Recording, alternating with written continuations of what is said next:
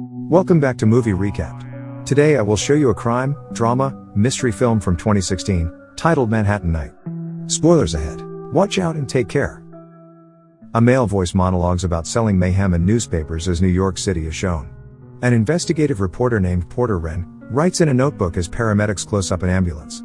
Porter receives a phone call letting him know about another scene, so he drives there in hopes of finding an interesting story to write about. He arrives at the aftermath of an apartment building fire. Porter approaches a Haitian mother holding her young son named Vernon in her arms and asks her what happened. The woman recounts the horror of watching her husband, Demetrius, jump out of their apartment window while on fire and holding Vernon protectively. Demetrius managed to take the brunt of the fall, saving Vernon. The ambulance takes Demetrius away as Porter speaks with a woman. He snaps a few pictures of the family and the apartment for his column in the newspaper, then bids the woman goodbye. Porter contemplates whether his work makes a difference or not.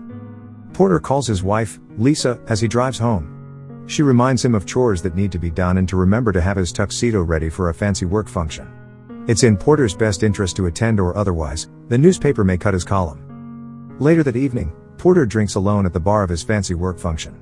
He notices an extremely attractive woman who is also alone. She comes over, introducing herself to be Caroline Crowley, and says she recognizes him from his newspaper column. Caroline mentions that she enjoys his writing.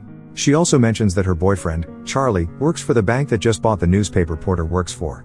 Porter jokes that they're all now owned by Mr. Hobbs, the owner of the bank.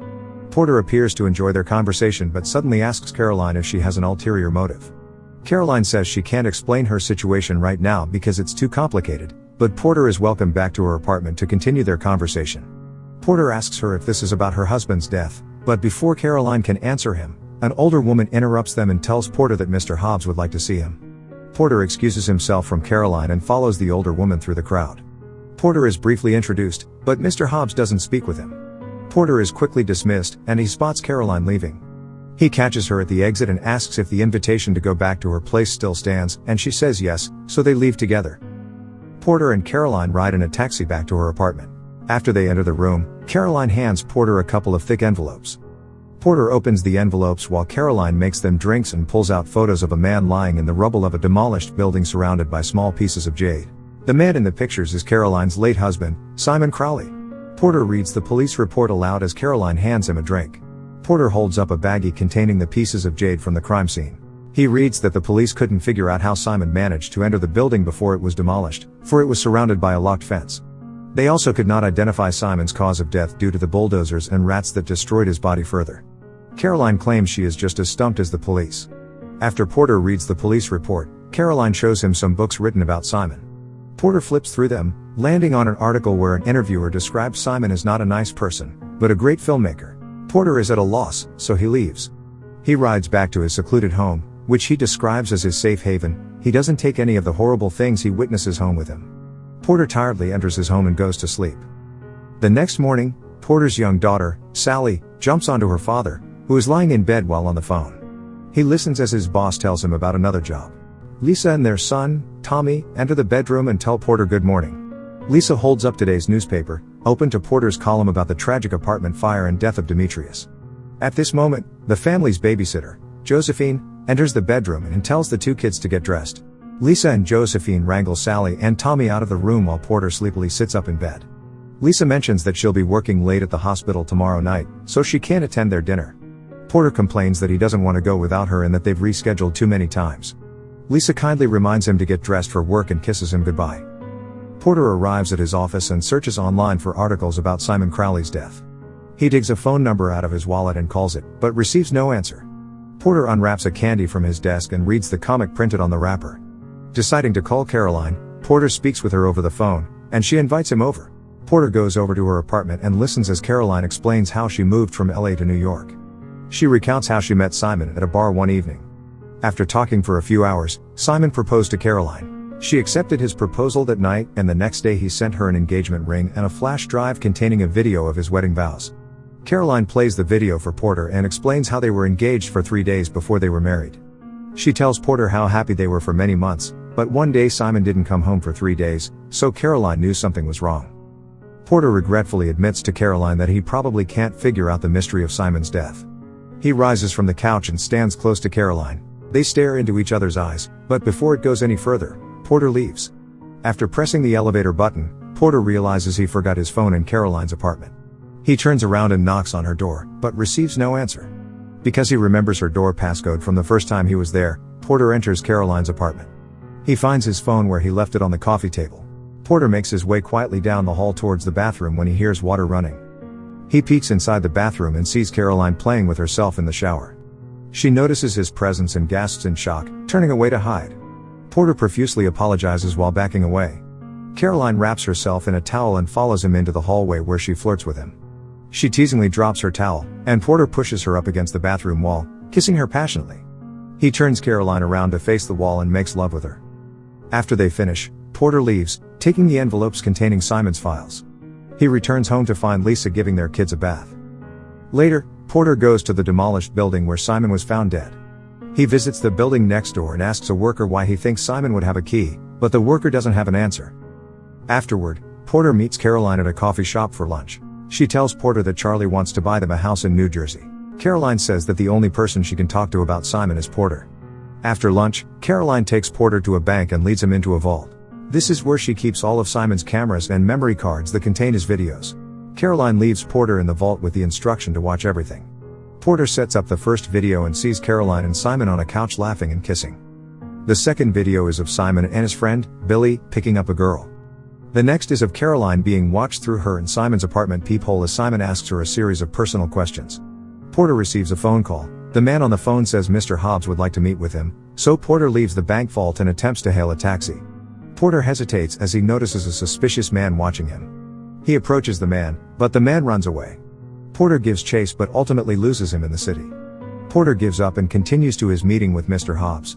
In his office, Mr. Hobbs reveals that he knows about Porter's affair with Caroline and threatens to fire him and ruin his life if he doesn't do something for him. Mr. Hobbs says that he suspects Caroline of threatening him with the release of a video of the two of them being intimate, so Porter must steal it from her before it's distributed. That evening, Porter and Lisa talk while getting ready for bed. Porter listens to Lisa talk about a strange woman in the hospital who faked her pain. Lisa lays down in bed. As Porter pulls her to him, they start doing the business. Porter wakes up later that night and texts Caroline. After he gets access to the bank vault, he continues watching the videos one by one. The content ranges from a couple making out at a party to a man repairing an elevator. Porter goes through dozens of memory cards with no leads. He walks over to a pile of Simon's pens and picks one up. Porter realizes this pen actually has a secret camera in it, so he watches its video. He sees Simon on the floor surrounded by sleeping pills. Caroline enters their apartment and runs to Simon worriedly. She frantically calls for help when Simon won't wake up, but Simon suddenly jumps up and scares her, revealing it was just a joke. Caroline storms off in anger. Porter returns to Caroline's apartment for a drink. They chat, but their conversation quickly dies down and turns into something more intimate, causing Porter and Caroline to sleep together. Afterward, they lie in bed together and talk. Caroline reveals that she visited Lisa at the hospital, so Porter demands that she never makes contact with her again. Caroline asks Porter many intimate questions about his wife, then asks Porter if he loves her. Shortly after they leave the bed, Porter tells Caroline about Mr. Hobbs' suspicions of her. Caroline denies that she is guilty and tells Porter that she's in trouble.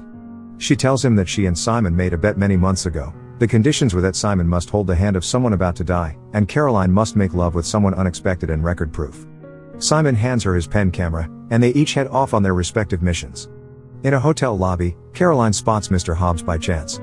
She bribes a hotel worker for his room number and then she seduces him. After she gets home, Simon takes the camera pen from Caroline without letting her watch the recording.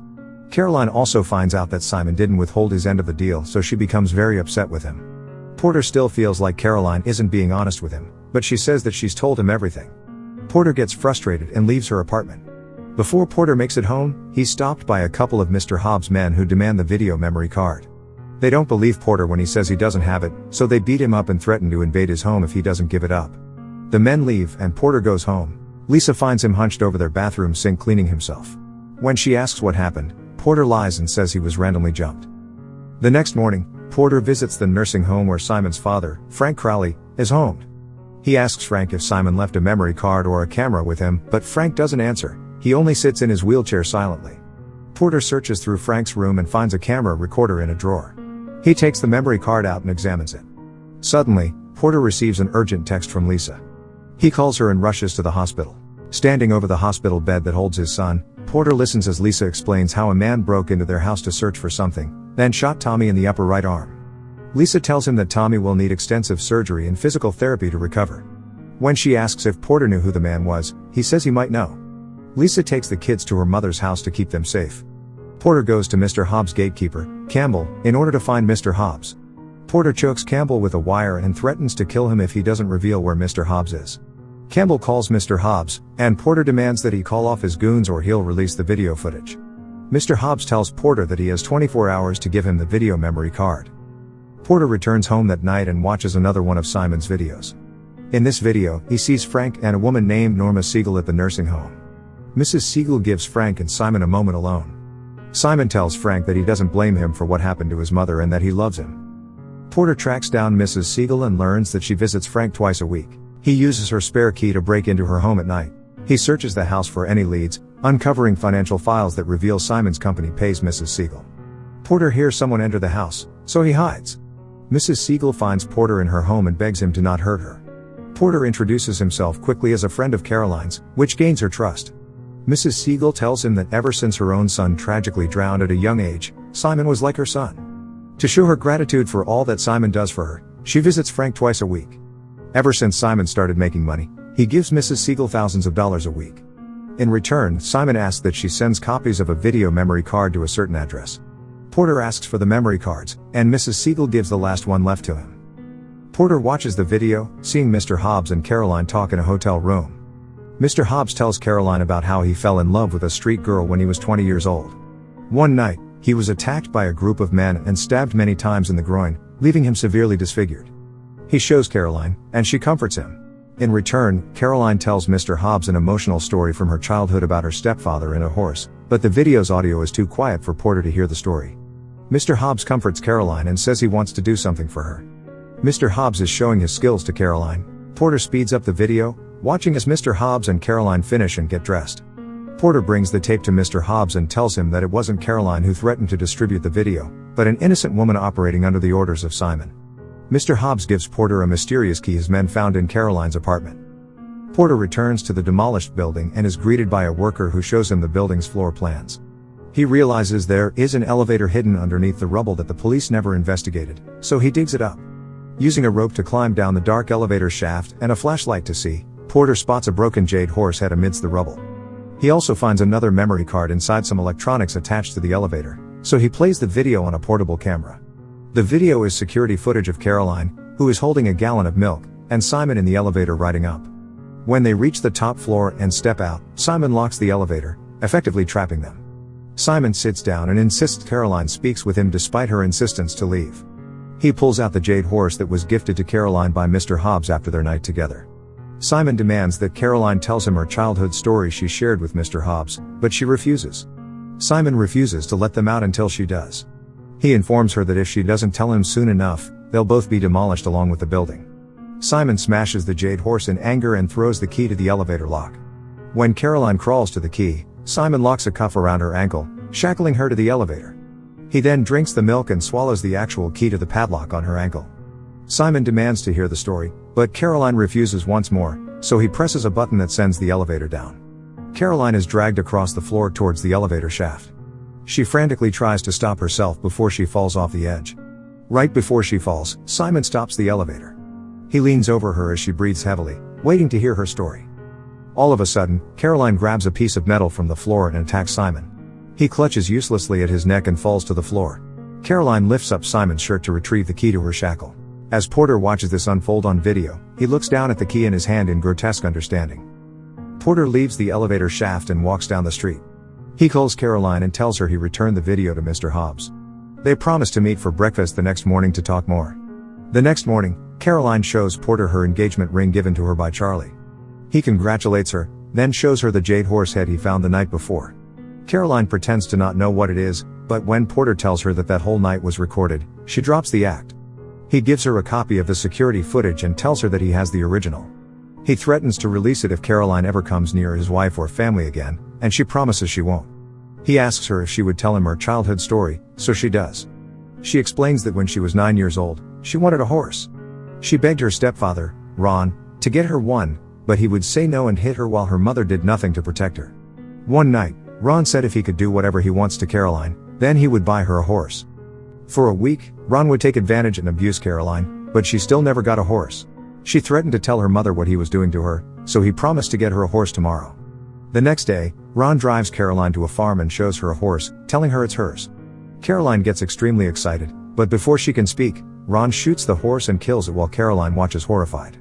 Caroline ends her story, and Porter leaves, tenderly touching her cheek as he says goodbye. Porter never told Lisa about what happened, letting her assume the worst. He drives by Caroline's new home sometimes to see her living her new life in New Jersey with Charlie. Make sure to subscribe and turn on notifications so you can watch more videos like this. Thanks for watching.